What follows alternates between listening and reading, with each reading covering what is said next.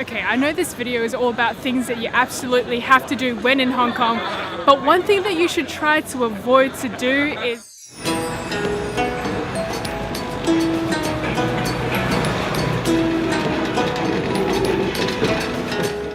Hi, my name is Janice Wong and I am currently in Hong Kong. In this video, we're going to be talking about the things that you absolutely have to do when you're in Hong Kong. Make sure you stay till the end of the video because I'll be adding 2 bonus tips for you all, including directions to my favorite secret hideout in Hong Kong. Let's go.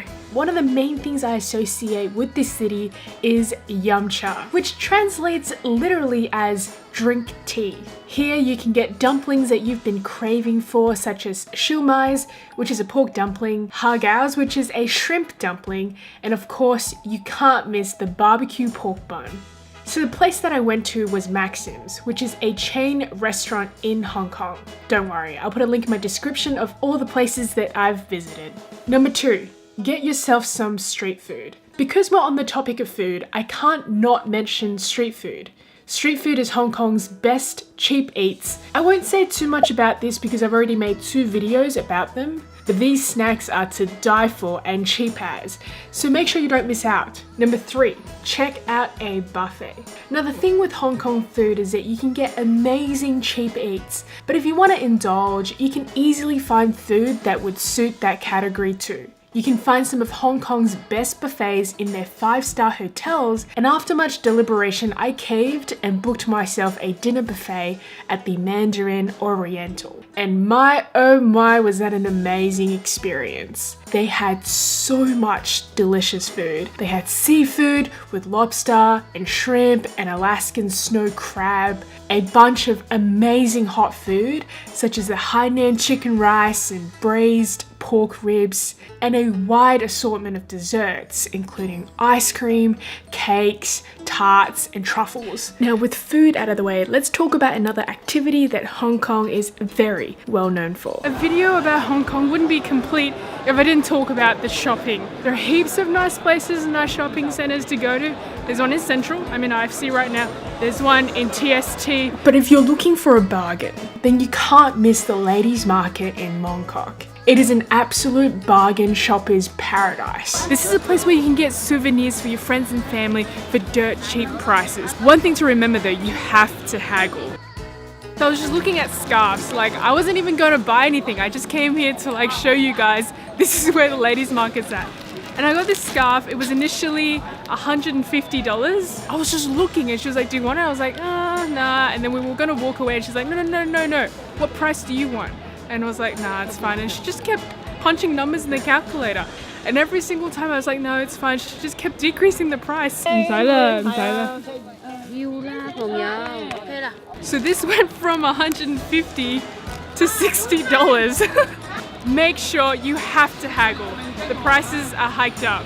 So remember that. Number 6, explore Sheung Wan. Whenever you look at Hong Kong guidebooks, they always tell you to go to Causeway Bay or Tsim Sha Tsui or Mong Kok. But one district you really got to hit up is Sheung Wan. If Sheung Wan were a person, they'd be an elegant hipster. Here you can find amazing bars, cute cafes and awesome street art. Spend a couple of hours exploring the place, and when you're wanting a bit of a break, hit up one of their coffee shops.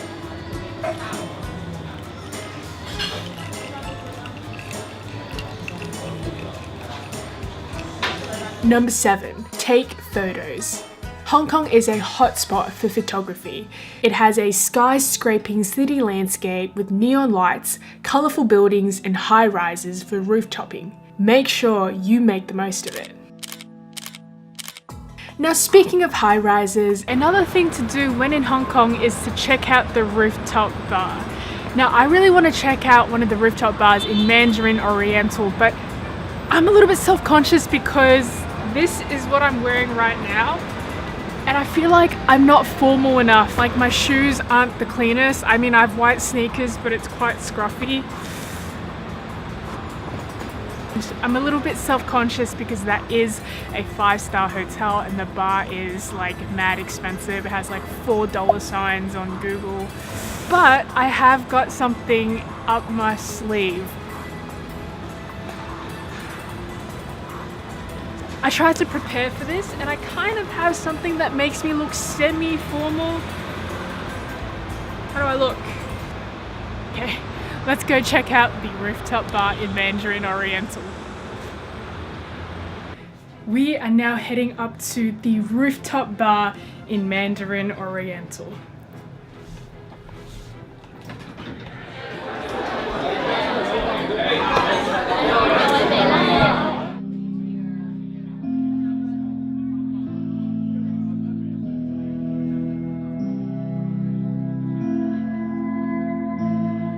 Now what happens if you don't care for the views, don't want to pay too much for a drink, but still want to experience the Hong Kong nightlife at its roots? One thing that you absolutely must do if you like parties is to come to Lang Kwai Fong. It's like the biggest party scene in Hong Kong. There's this place called Club 7-Eleven where you can get cheap pre-drinks before you hit it up at any other clubs. I'll let you know where it is. This is what I mean when I said Club 7-Eleven. Hong Kong's 7-Eleven actually sells alcohol at a lot cheaper prices than all the pubs around here, so come here and get a drink before you go party it up. Any alcohol you want right here in 7-Eleven. If parties ain't your thing and you'd prefer getting your adrenaline rush elsewhere, then you should definitely hit up one of Hong Kong's theme parks. My favorite is Ocean Park. You can get everything from hair-raising rides to very kid-friendly activities like going on a cable car ride. It's the best. So one of the places you definitely have to visit when in Hong Kong is the Peak. It's like the #1 thing to do if you're in Hong Kong. The thing is, so I made a massive mistake. I honestly should have pre-bought my tickets because the line is crazy long. I asked the guy at the ticketing office and he was like, you need to go over there to buy your tickets, and then after you queue up to buy your tickets, you come back here and line up to get on the tram. He said all up it's probably gonna take an hour. I mean, I should have come earlier, so that's a mistake that you guys shouldn't make. I guess one thing is to budget for the time, and secondly, probably buy your tickets online because that could save a lot of time. For today's video, there's gonna be no video of me at the Peak, so you're gonna have to just take my word for it that that is a place to be. What I would suggest is that you pre-book your tickets to the Peak so that you don't have to wait in line for like an hour, or go during the less busy times like Monday to Friday at about 10 to 11 a.m. That's what the ladies told me at the Peak Terminal place. Okay, before we finish up, here are 2 bonus tips. One thing that is really underrated in Hong Kong, and honestly I don't understand why there aren't more people here, is the IFC rooftop. Every single time I come up, it's empty. This place has the most amazing views, so what I'd suggest you do is grab your lunch, bring it up, eat, and enjoy the beautiful views.